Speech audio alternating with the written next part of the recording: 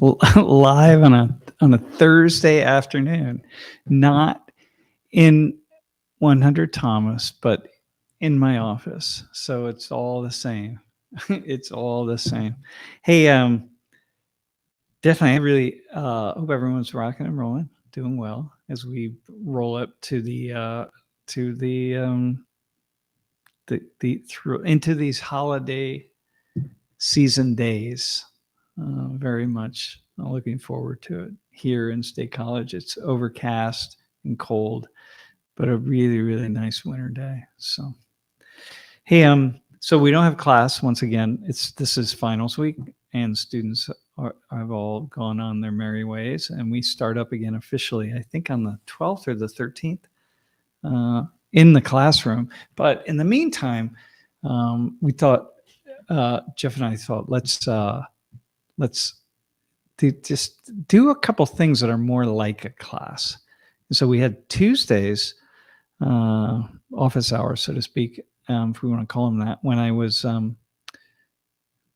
looking at that one article about, man, I forget what it was about already, about Trump's daughters, past and future President Trump's daughter's father-in-law in his appointment as a special advisor for the Middle East, for not only the president, but for all of us, I suppose. And, just kind of looking at the ways in which that article, just trying to walk people through how I would see the article, like how I would read it. I read it kind of live for the first time on the stream, and it's kind of interesting for me even, right, to articulate or to put a voice to some of the thoughts that that are going through my mind as I'm reading something like that. And I think I saw it from some very interesting ways, both kind of critical of the article and supporting the article, which was kind of a bit of a snarky criticism, I think, of Trump.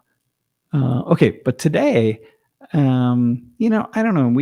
I got a couple suggestions for things that we could talk about, what we could do today. But Jeff and I picked up I don't know. We just hopped over to Fox for some Fox News, and the top article or the top story was.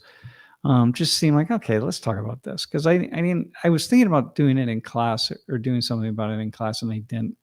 And so let's do this, right? So I'm going to do the same thing today. It's about trans issues and trans rights, and trans athletes in particular, and to F athletes, meaning biological men transitioning as women and then participating in women's sports. So I have a lot I think I have a lot. I have something to say about it. Well, I'm curious about it, and I have a lot of questions. So I don't have a lot of answers, but I have a lot of questions, and I have a lot of questions from multiple angles, actually, on this issue. And I think maybe I want to do the same thing. We have about 5 or 6 different articles to pull up, because as Jeff and I were kind of looking through each thing, then I was just saying, wait, what about this? And then I found another article, and what about that, and another one. And so I just kind of I'll walk through where my mind went on this. And I think what's really important, however, at the outset, is that I don't have a predetermined angle. Like I'm not going to try to persuade people or even myself to think a certain way about it. I'm not going to think about different constituency groups who would be watching, meaning people who are very supportive of trans rights, and are kind of at one end of the spectrum, and people who are really critical of this issue, maybe not supportive of trans rights, but or maybe are people who just think it's kind of, or to people who are certainly questioning, people kind of transitioning, being identified as the other sex or gender, and then suddenly having the rights and privileges or whatever, or that go along with that. So I'm going to not imagine that those folks are kind of sitting here listening or whatever, but rather just kind of go into my own mind and see how I'm thinking about this. Okay. So the first thing to do is, I think the first thing I want to say is just to be clear about something. There are a lot of kind of people throw, withhold your views for a hot minute. Just what I really would encourage is definitely just follow the questions that I have. Right. So first, what are we talking about? Right. Um, because people talk about sex and we talk about gender. There's the biology and there's the sociology and the cultural. So in the world of sociology, we generally reserve sex to reference the kind of that category of biological characteristics. And it gets really complicated. If I were to say, hey, let's invite somebody on who's like really thinking about this a lot, or it gets way people, just the terminology and so on. So I'm not going to go into that. Okay. Just recognize, if you're one of those people, I recognize that it's incredibly detailed and complex and so on and nuanced, but I'm going to just kind of say an important sociological thing, which is that there's the biological fact of sex that, by and large, there are three different categories. One is, people are born with the bodies of what we agree on. I mean, the vast majority of people who are men are born with bodies that have male male DNA. Let me just put it that way. And women, the same thing. The vast majority of women, we would agree, yes, that's a woman, that this person has the DNA that makes somebody a woman, right? And I notice I didn't say genitalia, because it's not about that. It's way more complex than that, right? Um, so anyway, and then there's a third category of people with both or neither or something, right? That category gets really complex. There are people who are have DNA really of both men and women. Okay. And a lot of people, there are a certain number of these people who, at birth are assigned um, as one or the other. Maybe they're born with. I don't know. I read this somewhere, but a certain determinate number, actually. But in any case, right, are assigned. Maybe there'll be a slight little manipulation of their bodies or genitalia or something, right? Just at that level, right? But in any case, that's neither here nor there. So three kind of categories, right? So that's the biology. But then there's the sociology, which is and we in sociology talk about gender, and that's that you can see me as a man. I can have the DNA of what we generally, most everyone would agree, as a man, but I might have kind of thoughts about what's it mean to be a man, sociologically speaking, right? So I can present a certain way, I can be a certain way, but maybe I have thoughts or ways of thinking about manliness, right, or maleness, and maybe I decide, yeah, you know what, I'm not going to dress like a man, or I'm not going to speak like a man, or I'm not going to do the things that historically speaking men do. And I would dress like a man. I don't know how a man dresses. So dress like what most people consider to be male, the clothing that men wear. Okay. These men, this group of people that share this DNA that we say, like, yeah, okay, these are the men, right? So anyway, there's all that gender stuff. And so when we talk about sex and gender, know that, like, we're mixing apples and oranges a lot, right? So keep that in mind as we move forward here. All right. So here was Jeff. Why don't you put up the first thing? Okay. This was no. Wait. Wait. Is this the one from? No, we want the one from Fox. Yeah. Oh, this is Fox. Sorry. Wait. I thought. Wait. Was this the? Wait. Was this the one that was?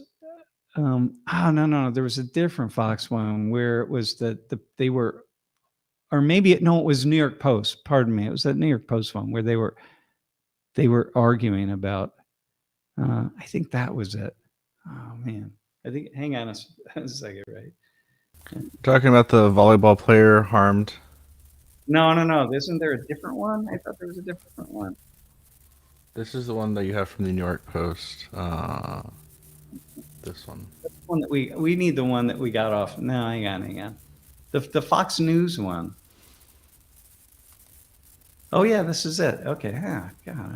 All right. Hang on. Let me go. Let me look at it. Go back to Fox News. All right. Good. Go. So.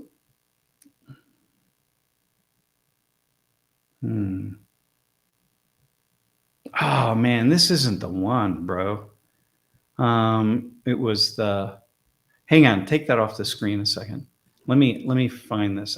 I thought.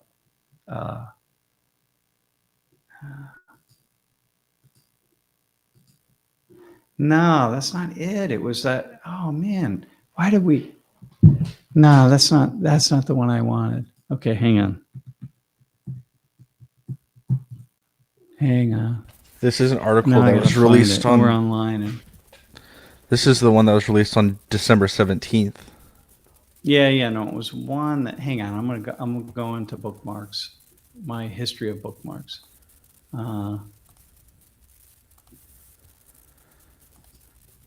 This is when we would play the technical difficulty sound if we had one. Yeah. Oh man. Oh god. I can't believe we did that. I can't believe I didn't check that out. That's not the one that we wanted. It was the one with the women were having that interview with each other. All right, hang on, everybody. We're gonna get this. Hang on.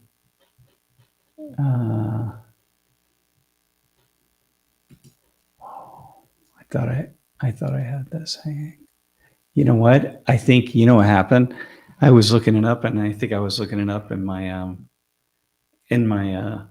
incognito frame, and so I missed it. All right. Well, here's the deal. Let's go to this other thing here for a second. All right, let's do this. I'm gonna have to find that now. Sorry, everybody. This is the problem when you're like, Jeff and I are doing a million things. So what they were doing. So it was a. You can take that down. Actually, I don't need that. Yeah. And although that's like a. Well, we could put that up actually. Go ahead. Let's just start. I'm going to start right there. We're going to start over. Go ahead and put that up now. That's actually really worth looking at. All right. So here's the thing. NCAA Prez.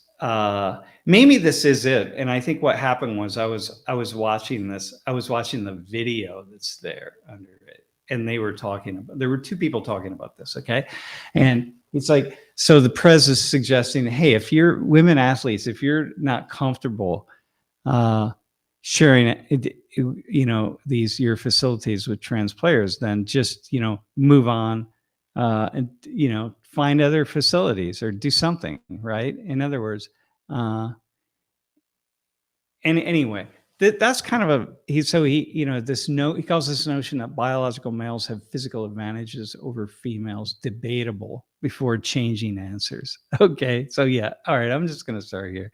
That's like, yeah, you can, yeah, this is good. This was the one, right? Okay, so this is like, oh, hang on a second, man. Seriously, you're gonna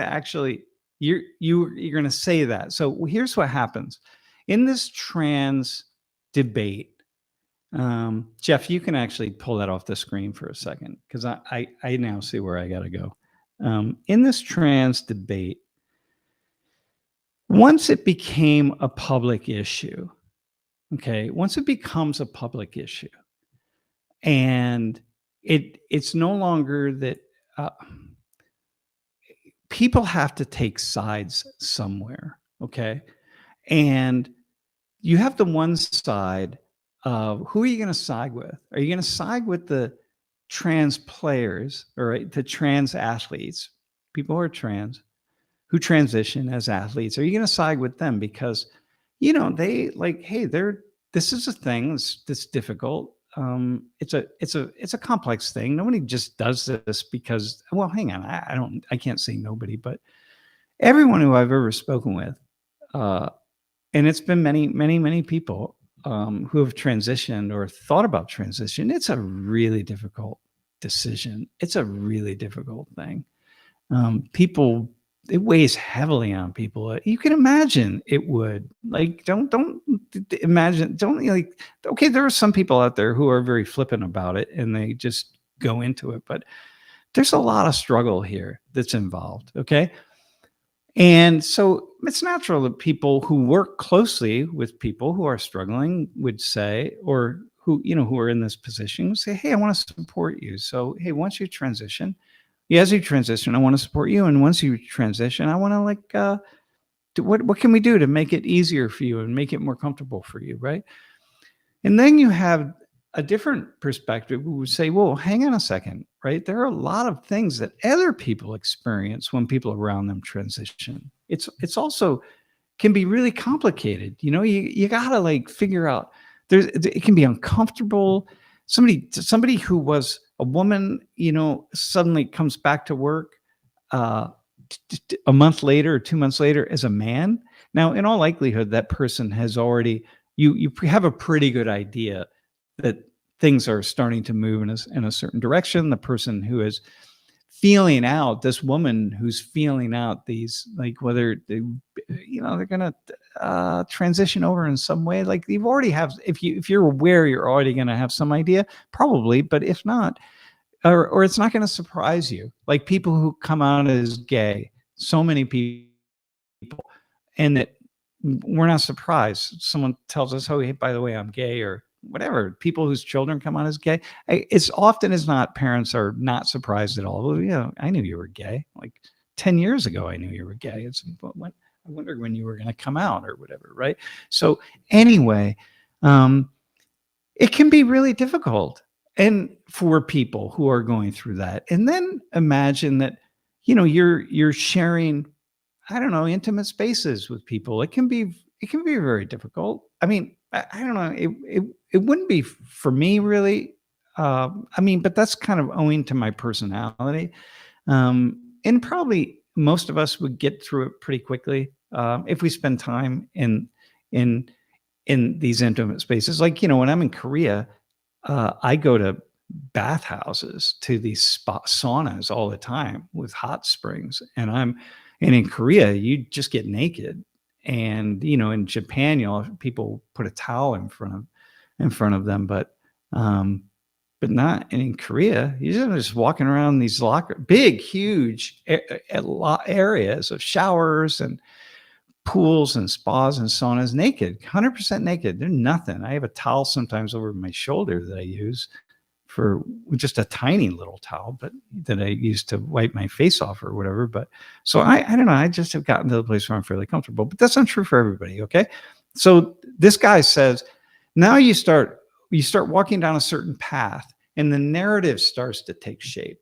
And now you want to, this guy who's head of the NCAA he's walking down a path and you sort of get pulled along, like these invisible hands just start pulling you down this path into certain argumentation. And he even got to the place. So Jeff, you can pull that back up. This guy even got to the place where he's saying like, well, it's not even clear that male athletes have superior quality. Go back up to that one, to the headline, right? To have physical advantages over females. That's debatable. Like, well, hang on. What? Come on, man. So he's smart enough. He knows that's not true. He would, but he got pulled into it and he kind of said it partly an accident, but it's partly this thing. It's like, shit, if I don't say that, then this whole thing is going to unravel in some ways. So it's just a complex thing, right? He's not lying. He's not, whatever. He's trying to feel his way through this. Anyway, so what Jeff and I did, scroll up just a little bit, and the video, right there. Okay, so we watched this video. This is what I was thinking earlier, where there's this conversation on Fox and Friends where hundreds of female golfers signed this letter calling for changes to trans policy. Okay, and this included this young woman, former athlete, former swimmer, Riley Gaines, and she was on this talk show, and they were just talking about, this issue with golfers and signing a letter. And then this is, brand new information that comes on, brand new video going with this article. It shows up yesterday. And I said, well, okay, hang on a second. What about, wait, what? The female golfers signed a letter? I thought they just signed a letter. And so, so go to the next article, Jeff. Yeah, just pull the next one up. Okay. So here's this thing. More than 275 players sign a letter calling for changes to the LPGA transgender policy because there's this Haley Davidson is competing for status. But this is back in October. And I'm thinking, wait a minute, hang on. Why are you saying right now that 275 players sign a letter calling for changes in LPGA? Okay, that's cool. So you're a few weeks behind, but that's not a problem at all, right? So that's October 22nd. And I thought, yeah, that makes sense. I mean, golfers, that's why we have women's tees, man, that are, I hit off sometimes once in a while I hit off women's tees because I don't have a very strong drive. And sometimes it's just easy for me to do that, especially on some par threes where I'm not cheating. I'm just trying to give myself a chance in hell of getting up on the green or something, It's just more fun to be able to compete like that. So, but the point is, men consistently on average are going to outdrive women. Of course, I was at the driving range a couple months ago, and there was this young high school girl. She was Chinese American. She was there with her mother, and she was probably all of about 80 pounds. And she looked, I think she said, I asked her, she was a sophomore in high school. She was crushing these 250-yard drives, man. She was all of about 80 pounds. It's all technique, Meanwhile, I'm hitting, 150-yard drives, right? She's crushing 250-yard drives. So it's not, so you got this now, this woman, Haley Davidson, who used to be a man, and people are going like, okay, hang on a second. This is not going to bode well for us, right? Okay, go to the next slide. So then I say, okay, what's with this LPGA thing? So that was October, right? And they announced new eligibility rules. And then I found this, and I said, well, wait, hang on. When is this? When did this happen? And then, this happened early in December. And I think, okay, let's go back. So now I'm thinking, here's this article on transgender issues and athletes, right? Talking about something from, a month and a half ago. And I'm thinking, this is a brand new thing, but I discovered it's a month and a half ago, right? Then I say like, all right, well, why are we talking about it today as though it's a brand new thing? And then turns out that the LPGA and USGA already announced eligibility rules and they're saying that transgender women who've gone through male puberty will be barred from participating in the the elite competitions. Like, okay, in certain USGA events. I'm like, well, why didn't they say that in the video that I was watching, right? Why isn't it there? Why aren't they talking about that? And I think, this is my brain, like, well, wait, hang on. This already happened. Like we're working it out. Right.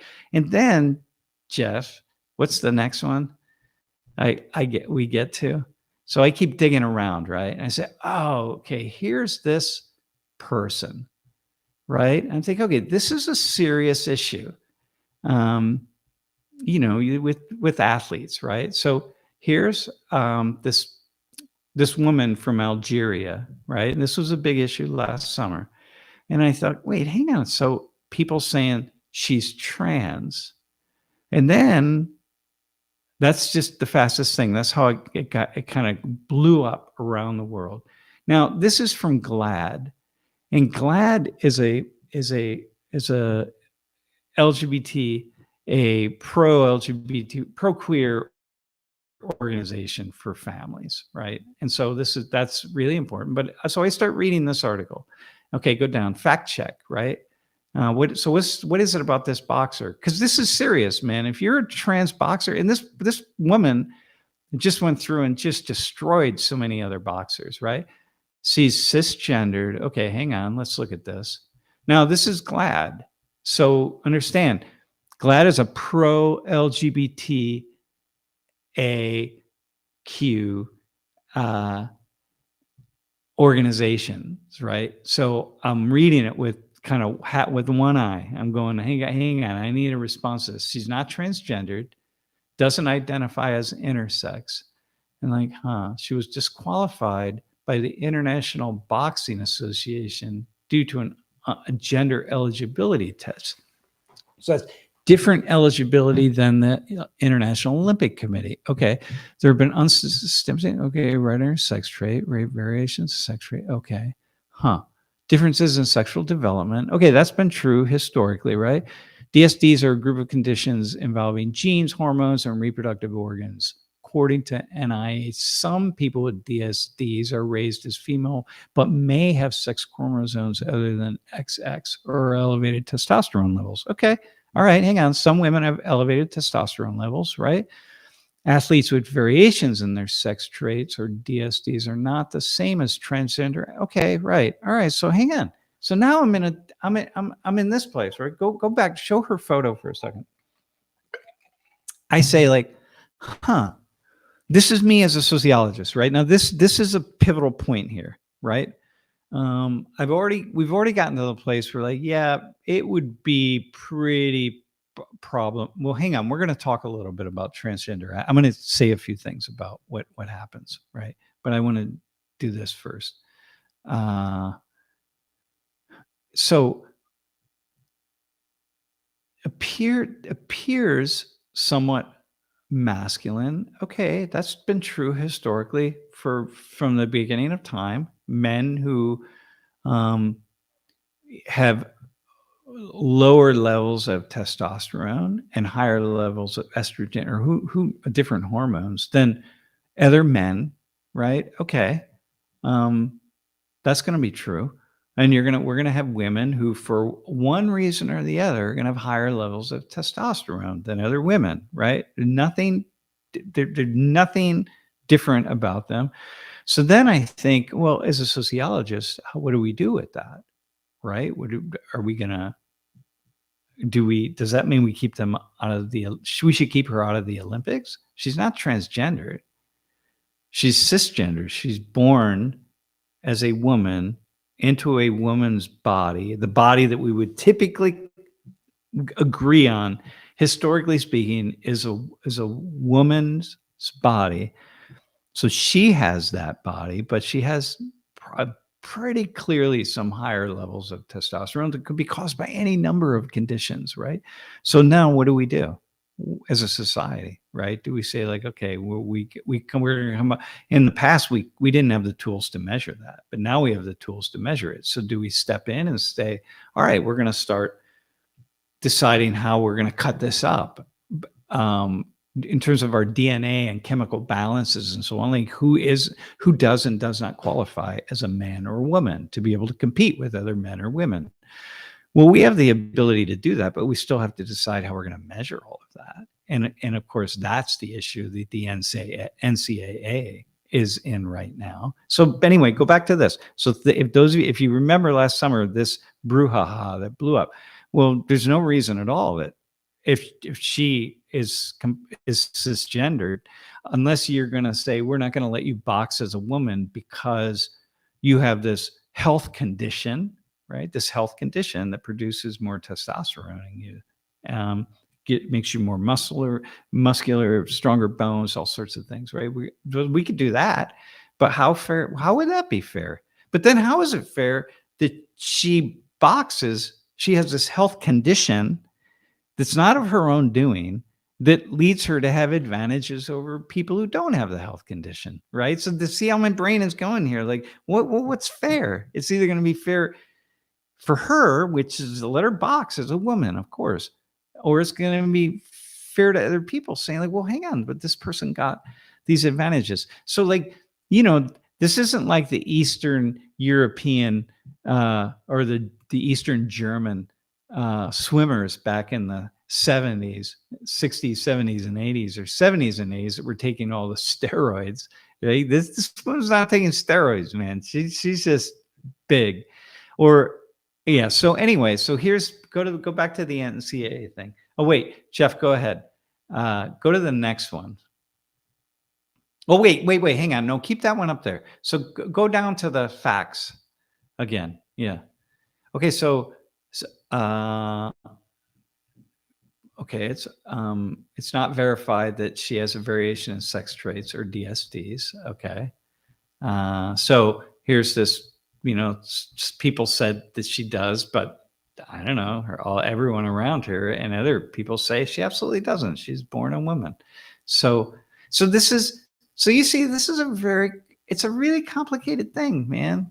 But I'd like to see more in my mind. This is from GLAAD. Okay. Again, very pro LGBT. I'm still gonna want to see one other thing, but this sounds very reasonable to me, and it's actually what I read other places. When I listened to some stories about her that were done, but in the medical community, right? All right, Jeff, do you have the next article? And we'll go in a slightly different direction that we can put up. Yeah. Oh, yeah. So here are these East German women who were, well, the one woman, right? Left to right, East German, Petra Premier, East German, yeah.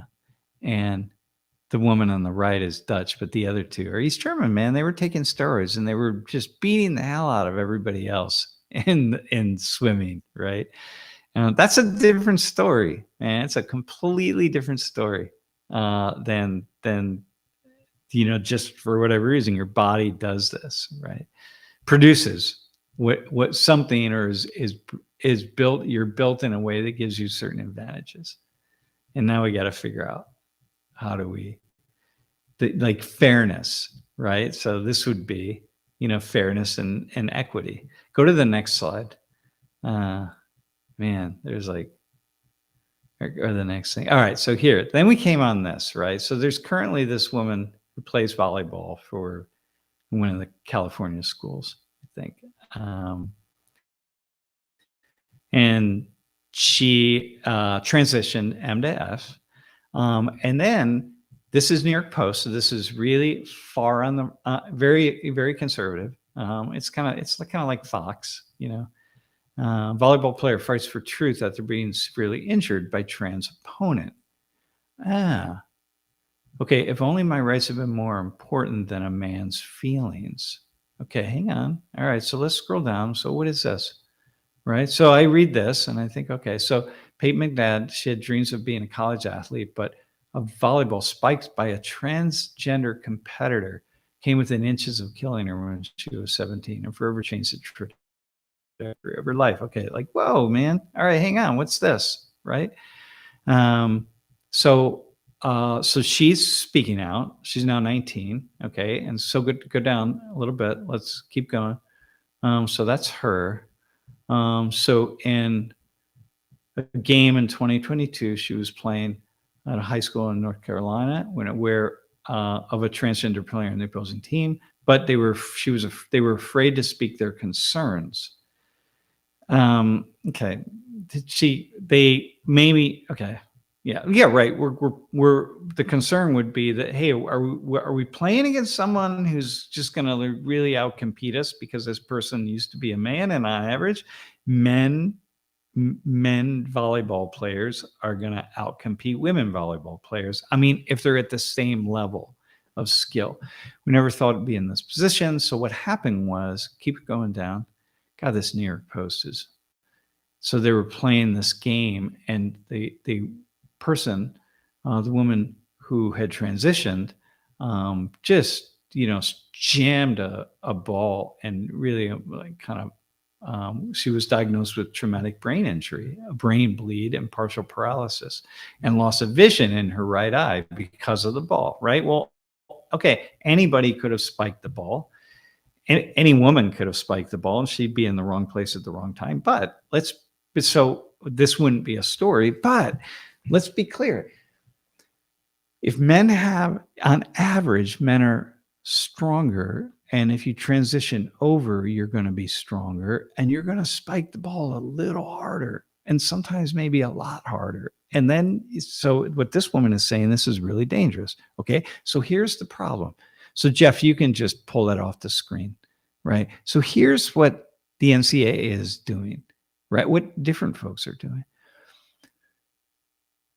It's like, what do we do now, right, with people who transition? Now, you don't hear about this with men or with women who transition and as men, because by and large, they're not going to, and any sports that require physical strength, they're not going to have advantages. Okay, so you don't hear much about that, but there have been and will be some cases. But now you got this thing where people transition and men transition as women. And we say, as a society, we got to say, okay, what's it mean to be a woman? How is that? You know, once you have what point? So this is me, by the way. So just listen to my thinking here, right? Listen, I'm just thinking out loud, right? Okay, that's a thing and it's real. And there are people, I've met people, I've known people from really even a fairly young age who it's like, yeah, you're not in the right body. Like you're not in the body I know you were assigned that body. And I've not just me knowing people, but read stories and listened to stories. It's like, yeah, you were assigned that body by fate, but that's really not the body for you. It's just, yeah, it makes sense, right? Not a lot of people, but some people, I'm absolutely going to stand very firm in the ground of like, some people absolutely no questions asked. Okay. So now the issue is you got some people absolutely with no questions asked who were brought into this world in a body that just really doesn't fit their spirit, right? This kind of sense of who they are. That's not hard for me to come up to imagine or believe or see, especially having talked to so many people and read stories and watched videos. I was like, yeah, that just really makes sense. Okay. It's no more difficult. Like people say like, oh yeah, I suffer from depression. I can't get out of bed in the morning. How the hell can you not get out of bed in the morning? Just get out of bed in the morning, man. Open your eyes. Oh, turn the lights on and get the F out of bed. Like, get on with your day. What do you mean you're depressed? It's like, nah, but there's something in my body that leads. It's like, it's not, and I'm like, what do you mean there's something? You just get the hell out of bed and move on with your day. My God, right? So imagine saying that to someone who's depressed. Now, there are some people who just are like, oh, yeah, I'm depressed and I don't want to get out of bed. It's like, okay, come on, man. Are you really depressed? Are you just like not wanting to get out of bed? But there are other people who are really seriously depressed. And imagine telling them like, no, this is just a figment of your imagination. This isn't real. Okay. You wouldn't do that if you met someone who's like absolutely seriously engaged in if experiencing their body is their mind, spirit, body is like in this depression experience. Okay. Well, same with people who are assigned, they're just in the wrong body, man. You got to meet somebody, you got to talk to someone, you got to hear the story. It's just completely, if you've never taken the time to do that, then you really can't weigh in on whether that's true or not. Just like if you've never met someone who's seriously depressed, you can't just sit back and say, well, I've never been depressed. People around me aren't depressed. So, you're not really depressed. You're just making that shit up so you don't have to go to work. Like, get out of bed and get to work. Come on, stop being lazy. Well, if you can't say that to someone, anybody, everybody who says they're depressed, actually, you can't say that. If you've never met someone who's like really seriously going to challenge that. No, it's not just in my it's in my mind. It's like, this is real. Okay, well, same with people who had the experience of being assigned, just coming into their bodies, their genes, their consciousness, their spirit comes into this genetic pool that is their DNA admixture of that individual. It comes in the wrong one, man. It's just like those weren't the right sex organs for my spirit. It's actually pretty cool to think that life is so cosmic that can happen. Okay.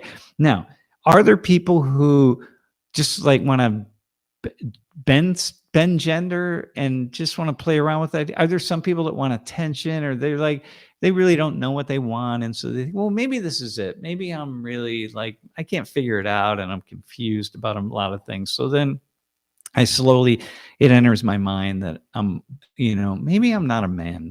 Maybe really I'm a woman. And it enters in, and then I start going a few steps down, and then before I know it, here I am. I'm at this other place where I'm thinking about making a decision. Okay, all right, there you go. Maybe, yeah, maybe that's that. Sure. Some people, no doubt, the life is complex. Just like some people will claim they're depressed, but they're really not depressed. They just like are lazy, whatever. They just don't want to work. They want someone else to work. So I'll just say I'm depressed. I can't say I'm lazy, but I can say I'm depressed. And then everyone will be like, oh, it's too bad you're depressed. Here, take these drugs or do something. I don't know. So, okay, great. But so what the NCAA is dealing with and other sports bodies, it's like, well, what you got to do is you got to bring those testosterone. Remember, it's people who've gone M to F, not F to M. So what we need to do is we need to bring those testosterone levels down. And so what happens is people start taking these different testosterone blockers. So it lowers. So like these athletes, like the volleyball player, right? In order to compete in the NCAA, you got to be tested on a fairly regular basis. And you have to have had medical interventions that bring your testosterone levels down to what the NCAA in this particular case has decided that is acceptable, the average testosterone levels for average men. It's like, okay. So we're trying to work it out. So that NCAA precedent that I put up there in the very beginning, like they're trying to work it out. They're trying to feel like, where do you draw that line? Do you draw it here? What's the testosterone, the T level? Is it here? Is it here? Is it down here? Like, where is it? Well, it's going to be different for every person, surely. But what they're going to do is they're going to try to average it out and try to get that person, give that person the treatment. So it just keeps those T levels to a level that's acceptable, that would be considered acceptable as for a woman athlete. So you were a man, but now we're going to give you this treatment, and we're going to keep giving you these drugs that's going to just keep that level down. That's going to allow you to compete. And then we're going to decide that if you're at that level, we're going to let you compete. But the problem is it's a little bit more complex than that, because, well, it's not more complex.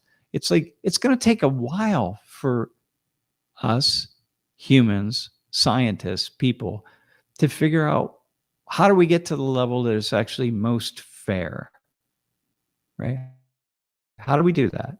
And if we go back to the historically speaking, there have always been women who have because their bodies produce it, have really high levels of testosterone, man, and they just when they're competing against other women, man, they're just, maybe they're rugby players or whatever they are, but they're just beating the hell out of the other women because they've got all this testosterone. It's not their fault. They just they got it, right? And then what do? Do we pull them aside and be like, look, your body's producing this naturally, but what we're going to do is we're measuring it, and we're like, nah, we got to bring that down, whatever it is, right? So what do you do, right? This is where we're at. And I think where we're at as a nation is we're trying to work it out. And what we have are a bunch of people weighing in on the sidelines that are screaming and yelling and you need to do this, you need to do that. Whereas what's going on behind the scenes actually is a lot of wrestling with science.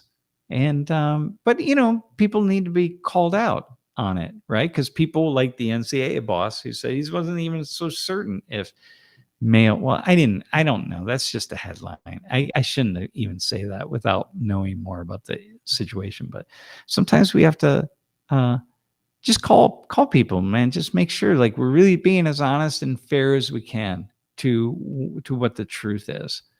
And that's the bet. That's where I'm at, right? So I'm recognizing, yep, there's an inequality here. Going to have to work with that. And I'm also recognizing that, well, maybe we can do this, right? We can figure it out. And maybe there are some situations where it's not true. Like the women's basketball player out, the one who's been competing all this past fall. It's not so clear that she's like the top player anyway. So it's not clear that the she, who used to be a he, has these great advantages. And a lot of teams were forfeiting instead of playing against her, right? And I'm gonna say her, which I think is quite fair in this case. And there were some teams that forfeited. They're like, yeah, players voted. They didn't want to play against her. Some of her own players thought it was a problem to have her on the team. And okay, I get all that, right? But she wasn't the dominant player on the team, and she was not the dominant player in the league. And so in that particular case, it really, there was a, they're going to try to figure it out, right? And I'm not weighing in. If it was me, if I was on other teams, I don't know what I'd be thinking. Well, I would, given who I am, it wouldn't strike me, right?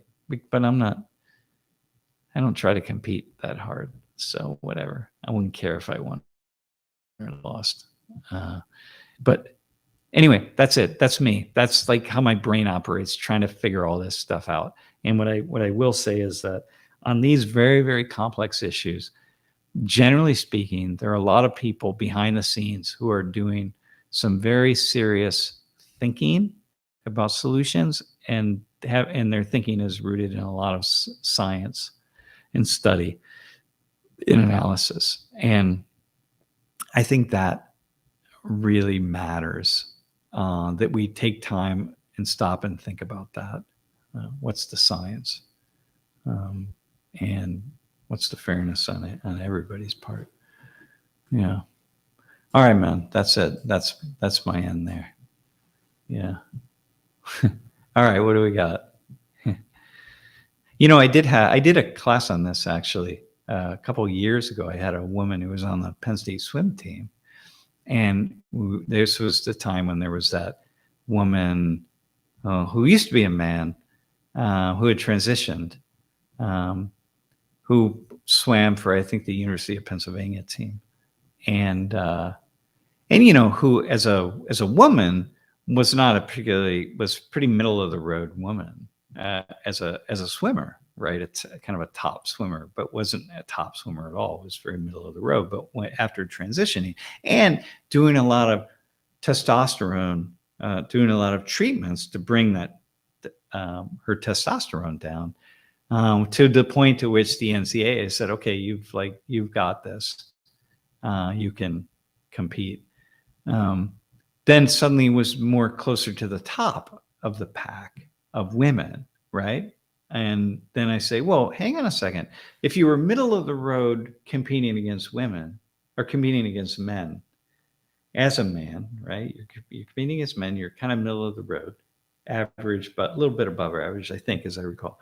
And then you transition, and so it's about a year or a year and a half. So this just didn't happen like that. This took a considerable amount of time, and doing treatments to bring the testosterone down. But a year and a half later, suddenly now you're competing against women, and you're near the top of all the women. That's like, when the NCAA says, okay, well, you're in that sweet spot of where you need to be in terms of your testosterone levels, right? So we don't think you have an unfair advantage against competing against women, but you're now kind of at the top. And before you were in the middle when you were competing against men, it makes it, these are the things that, but again, the NCAA or different sports bodies are going to spend a lot of time trying to figure this out and trying to get it right. And as and as a person who kind of watches this, there are so many smart, thoughtful people that really are trying to get it right. The activists are out there pushing their agenda in one way or another. But man, there's so many people that are trying to just do the right thing for everybody involved and and have a sense of decorum and fairness. Because we want to get it right. And like, okay, that just sounds perfect, but along the way, they're gonna get it wrong, right? We're gonna get some things wrong, and that's okay, right? Um, yeah, yeah. Well, here, hang on. A to Z. Can that Jeff? Can you put that comment up? We never see a female transition to male and dominating the male category. Well, no, but you will see women transition to men and maybe dominate in other ways. It just happens to be that in the world of sports, where we're competing where physical strength and prowess comes into play, in those sports, it's going to be the men, people assigned male at birth and transition over to female to a woman, they're going to have some advantages. But there are other things whereby people assigned as a woman at birth, a female who transition into male, there's certain areas where they would have an advantage. I can't think of any right now, but there definitely have to be, right? But not in the sports, not in the events or activities that require raw physical strength. And so that's the thing. So AZ, that's the point at which it doesn't say it all, actually. Because we don't see that for a particular reason. But if we're comparing other ways in which people who go from M to F, there are going to be other ways in which they have an advantage. And so, yeah. So how about that? Okay, so here's the thing. Most people, again, the thing I think is most valuable in all of this is everyone's got a piece of it, and everyone's trying to figure it out. And the woman volleyball player in the fall. Jeff, do you have like her photo up? Can you like pull that up? You can find her really fast. She hasn't said much at all. Who? But she's just trying to get it right, man. Who do you want me to pull up? The woman who plays volleyball for the California University. She's I think it's California. Just take like a photo of her. I think you can find it. But she's trying to figure it out, man. San Diego State. Yeah, all right, San Diego State. The world, people just trying to figure it out, man. Like it's just, but it's good that the NCAA, they're also being held. It's like, no, you can't just let this happen. We're going to have to try to figure it out and do the best we can. Right. So, I think that's good. That's where we want to be. That's where I want to be. And I think that mostly if a lot of the people who are yell and scream a lot and wait, did you not? Yes, San Diego State. Hang on, I'm going to find it. Yeah, I have no idea who you're talking about. Oh, damn, man. I can't believe it. Yeah.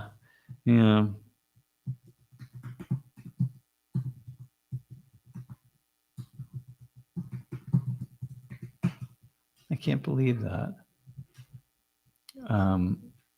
It's a San Jose State volleyball player. Just look that up. San Jose State volleyball player. You'll get it. Yeah. It's center. Yeah. You can pull it up. And anyway, just her, right? She's trying to make it work. She's trying to figure it out. And we're all trying to figure it out. So, it's just I think we oftentimes gotta be just so yeah, there you go. Right. That's her number 3. Just can we just relax a little bit? The one woman who played against who she says the high school girl who, got hit with the ball from a trans athlete and threw the ball, apparently she's arguing that the trans athlete was too strong and hit the ball too hard and she got concussed and all sorts of things. Like, okay, I don't know that. I'm only seeing that story. Like, I want to go back and say, like, well, hang on a second. Maybe you did, maybe you didn't, maybe you didn't. This woman doesn't look any stronger than the other women. And then I was looking the other day at Australian swimmers. Jeff, can you just go go to the Google search and look up Australian women swimmers? I was like, holy shit. They're just so big and so strong and so muscular. And they're women. They're cisgender women. They're born women. They are women. They don't, like whatever. It's like, damn. It's like, well, what if one of them is playing volleyball and hits the ball really hard and you have a concussion? You know what I mean? It's like, what do you say? What do you complain to? Right. So the whole you complain to God, I guess, right? So again, the whole thing is like, even that article, I'm like, well, hang on a second, though. I'm not sure that is what really happened. So anyway, yeah, that's where we're at, man. Yeah. Wait, what's the false equivalency, Eric? I've seen people are always calling me out for false equivalencies. I think because, not they're always calling me out, but sometimes they do. And I feel like, well, hang on a second, man. I don't, maybe I'm just not logical in that way, but I don't know what the false equivalency is. Mostly I'm willing to say, like, listen, each side all sides have got some points, and it's really valuable to look at all of them, man. I do make a lot of false equivalencies. God, well, I'm making comparisons, right? So in the world of sociology, male athletes mean average or stronger than female. Yeah, exactly. Okay, they are. I sometimes get false. Okay, well, here's the reason for that, right? So San Jose State lost 3-1 to Colorado State in the championship match. Team not in top 64. All right, well, this woman didn't help them all that much, So you got to think of that. They'd have dominated the NCAA world of volleyball. By the way, Penn State is in the finals or semifinals, I think, this weekend or next week. Okay. I feel like you enter a subject with an opinion, basically. No, I don't. Like, I don't have an opinion on this. My opinion on this is, like, for example, I just keep looking at the critiques on all sides. But I oftentimes, so for example, in this particular case, people that say, you can, once you decide, if I decide I've transitioned, and the moment I decide, hey, I've transitioned over and I'm a woman or I'm a man, it's like, dude, hang on a second, that is a little bit suspect to me, man. You can't just decide that and then suddenly you are. And I think one of the things that people, the problem is it's a slippery slope. How far along do you have to be? What do you have to do to transition that actually you could say, okay, now I've slid down the slope this far, and once I reach this plateau, that's the point at which I should be able to be called a man or a woman, right? But where is that? And for each person, you're going to keep sliding down this thing. And maybe my plateau is here, but maybe for somebody else it's here. You're going to have to slide a little further. You're going to have to do more to convince me that you have actually transitioned into the other sex or the other gender, if we want to put both of them together, right?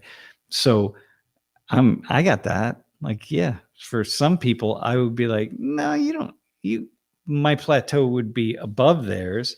And for some people, my plateau would be below theirs. I would say, like, no, you got to go a lot further than that, man. You can't just decide one day that this is it. You've been thinking about it a long time, and now I want to be called a man or a woman, and like that's it. And I should be called, and I should have all the rights and responsibilities. And no, hang on. You don't just. I'm not sure that's the best thing to do.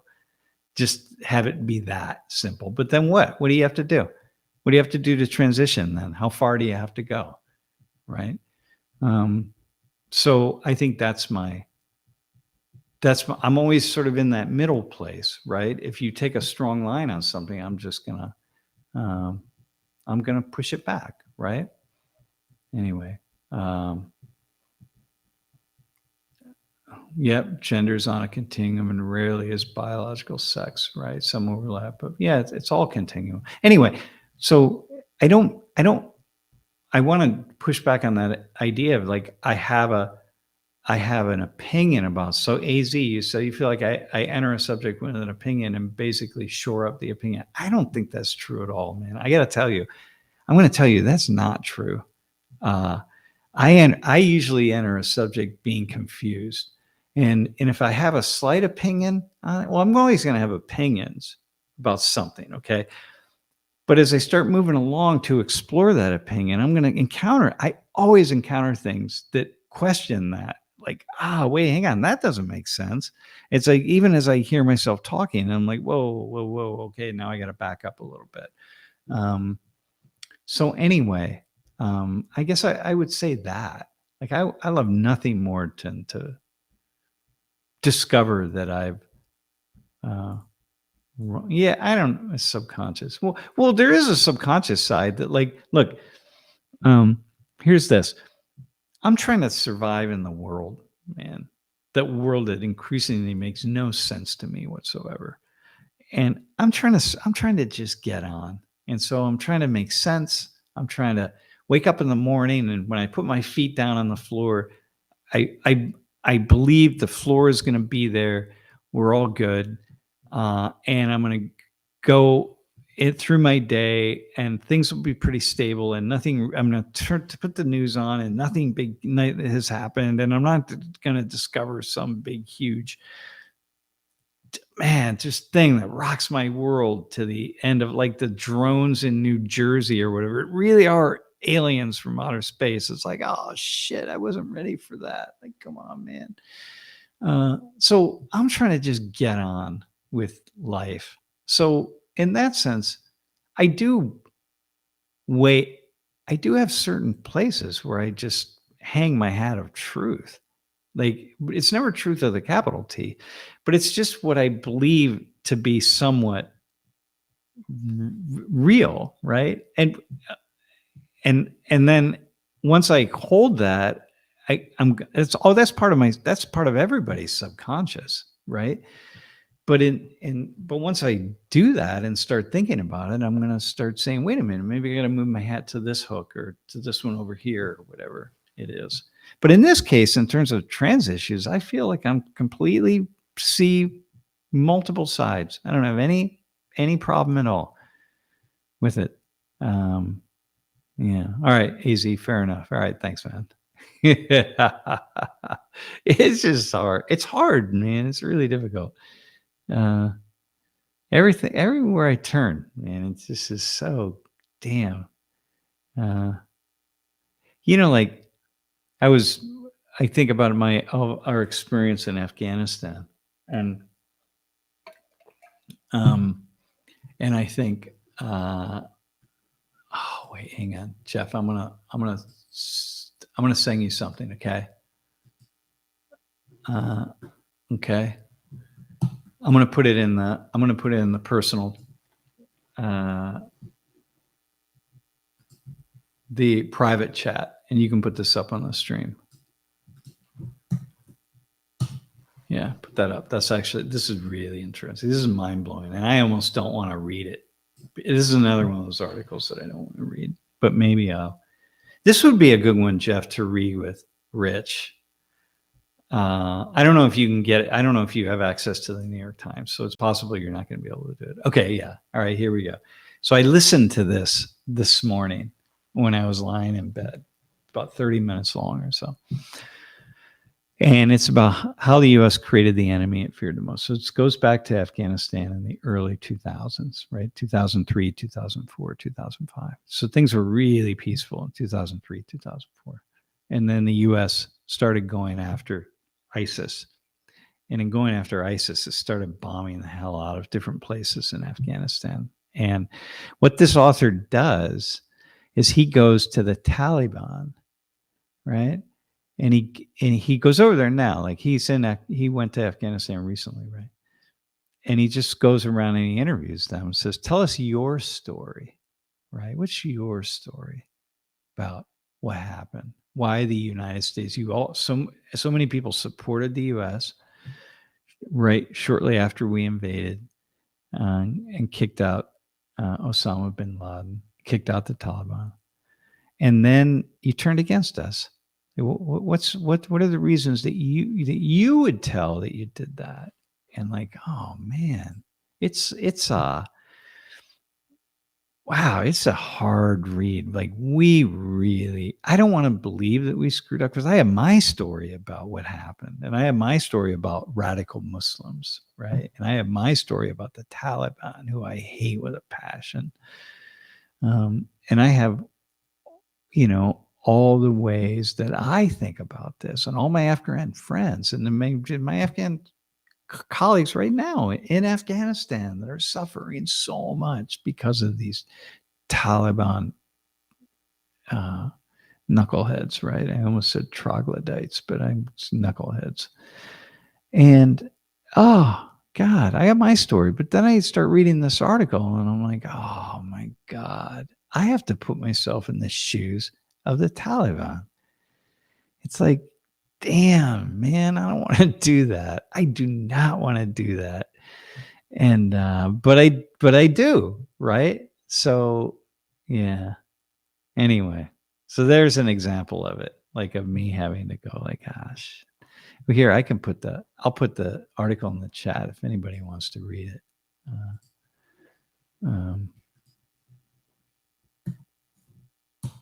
Yeah.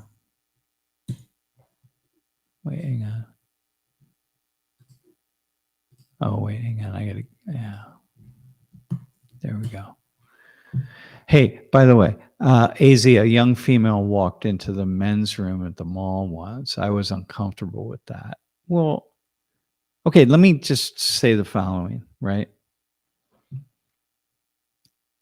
I've taken showers with gay men. I've been in, places where at gyms and it probably got, wherever, like public showers and so on. But I go to a lot of gyms. All my life, I've gone to a lot of gyms, and you go take showers, and guaranteed there have been gay men. Well, a couple times, I definitely know men who were gay.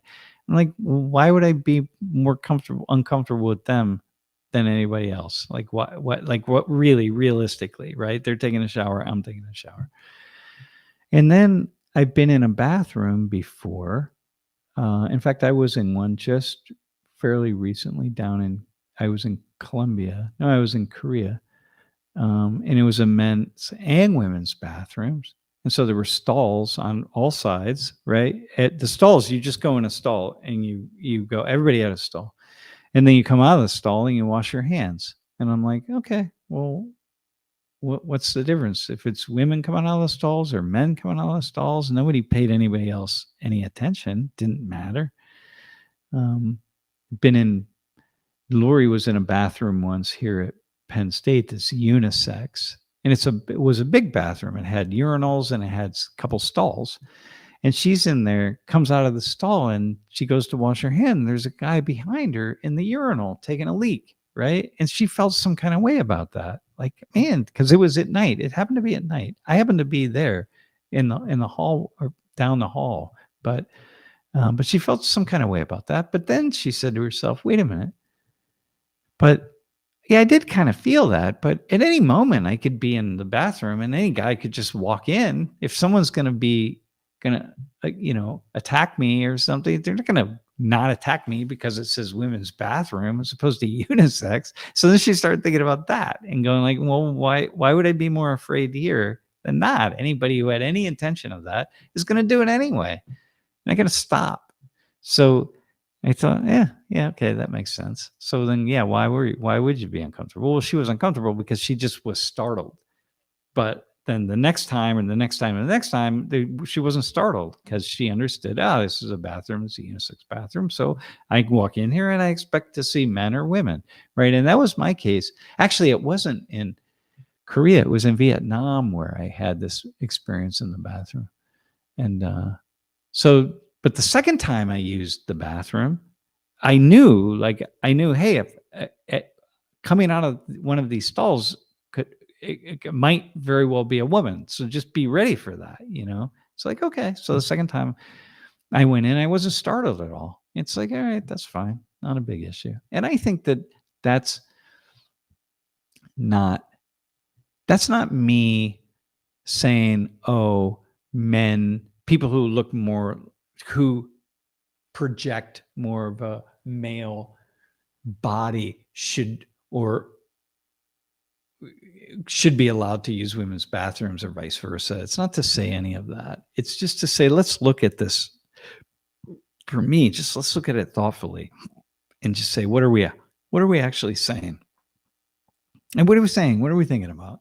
This kind of thing. So anyway, that's it, man. That's how my brain works.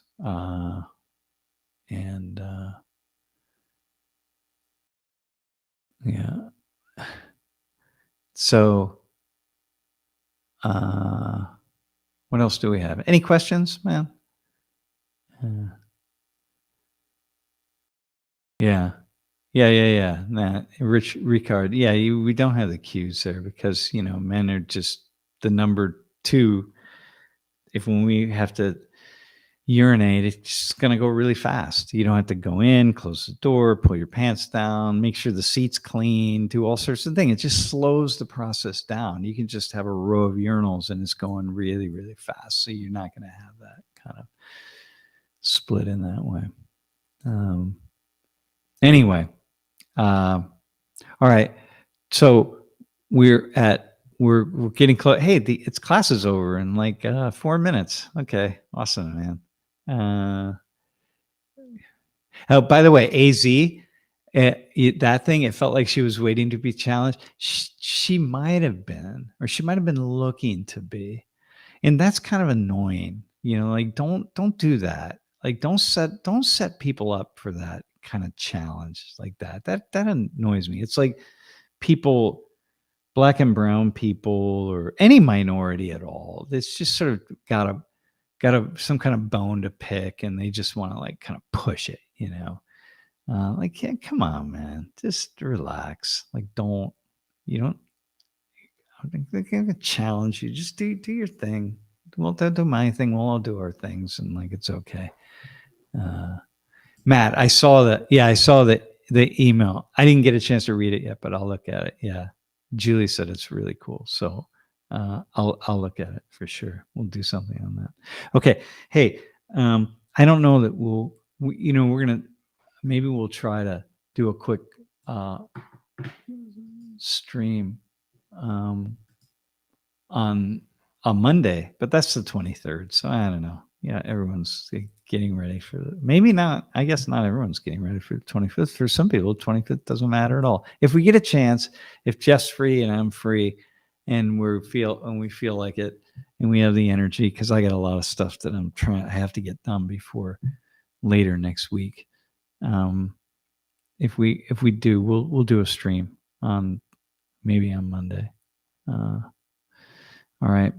Anyway, I do, Axel, I have no idea if students saw the UFO drones. I haven't been following the story. Lori told me the other day. She said, dude, just you need to kind of check that story out. Yeah. And by the way, Eric, it's so easy. Take the T out of the LGBTQ. Yeah, I mean, I think one of the biggest reasons that we're seeing such a pushback against LGBTQ is because of the T, because this is a much more complex issue and people are really struggling with it. And once the T gets put together with LGBTQ, so like, well, if I support LGBTQ, then I have to support T people. And then if I support T people, wait, how much do I have to support T people? Just like how much do I have to support gay and lesbian people? Like how much? Like what's the extent of my support? Where does it have to be? All the way to marriage, all the way to pure 100% equality. Like, okay, all right, hang on, I got it. But there are issues, right? Everything, there are issues everywhere. And so with T people, it's like, okay, hang on, no, I support T, but wait, but these are issues are more complicated. So I support this, but I don't support that. I support this over here, but maybe not that over here. You know, this kind of stuff. So you're saying to separate it is like, yeah, that's part of the complexity. And I think that a lot of the pushback that we're seeing, the rolling back of the rights of the gay and lesbian community are actually really wouldn't have happened, are really a rolling back of questioning of the rights or how we should be thinking about the T community.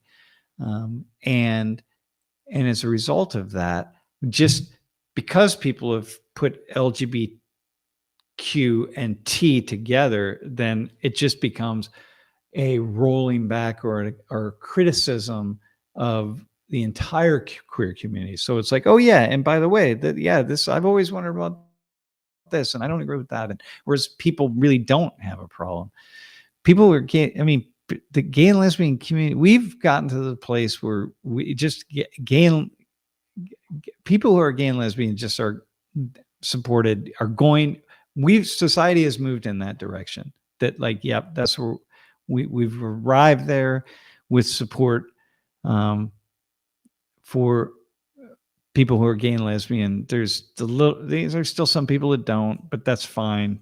Everybody has someone in their family, and everybody knows people, and everybody has friends, and that just changes everything. It's just like cross racial relationships, man. You don't really, everybody knows somebody. And so you're just like, you never hear somebody making the art. Well, you do, but it's very narrow-minded and not, it's very, very few people who would say like people of different racial ancestry should not procreate. That's not common at all. That's kind of sentiment because everybody knows somebody, man. You make that statement, you got to think about your neighbor or your cousin or your ex-boyfriend or girlfriend or something, man.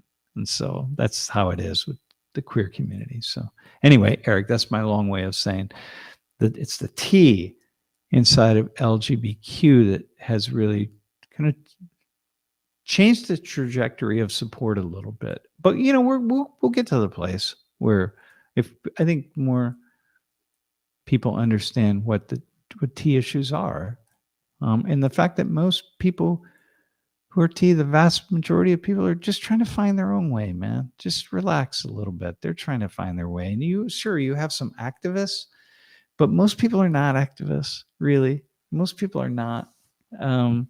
It's not how it is. Just like in the most places in the world, they're not trying to push something beyond what it is. Most gun owners don't want to have legislation that will allow people who are certifiably mentally ill to own semi-automatic weapons. They really don't, but you're going to find some, and then you're going to put them up on MSNBC to debate somebody from the gun control industry. And then we're going to say, see, all these gun people are fucking fanatics, right? It's like, no, there's a handful of people that are fanatics, but most people are just incredibly reasonable and they just want to try to figure stuff out. So it's how it is with almost everybody I have ever known who has transitioned or thinking about transitioning in some way, including so many students of mine who would not come up in front of the live stream and talk about it, who are really thoughtful and really weighing lots of things and not trying to lead a movement and not trying to be special. They're just trying to find their own way. And when you talk to them, you realize, wow, you really have given this a lot of thought. You're really interesting. You have a lot of fascinating ideas, and you make some really provocative points about a wide range of issues. Okay, but you don't get a chance to hear them because they're not going to come on the stream, nor do I want them on the stream, because they don't want to throw their life in disarray. They just, because they're thoughtfully going through life and you don't even know who they are. Most trans people that you meet in the world, you don't even know that they've transitioned, or that they're thinking about transitioning, or they're in the process of transitioning. You only know the few people who are, really stand out. And so that's kind of where it's like, okay, it's just, we're all good. Just let's let it go. But when I do encounter the people with really loud voices who are really annoying and are making demands, and this goes back to AZ's statement about the person who just felt like they were waiting to get, they just wanted to be challenged. It's like, yeah, F off, man. I don't, some of that's good. We need people to challenge, but mostly it's like, come on, you're really making it harder for everybody else who's just trying to live. Yeah. Okay. Anyway, there we go. Jeff, I think everybody, in the event that we don't see you on Monday, we'll give it a shot, but but we'll see what happens. All right, man. I think we should bow out, and thanks everybody for hopping on, and I don't know. It's good. I enjoyed the conversation. Wait, I enjoyed the conversation with myself. we have to have, if we come on Monday, man, we have to have a couple people come on. And so we have to do that. All right. Okay, y'all. Thanks. And we will see you. Stay warm or stay cool if you're in a southern climate. All right. Thanks.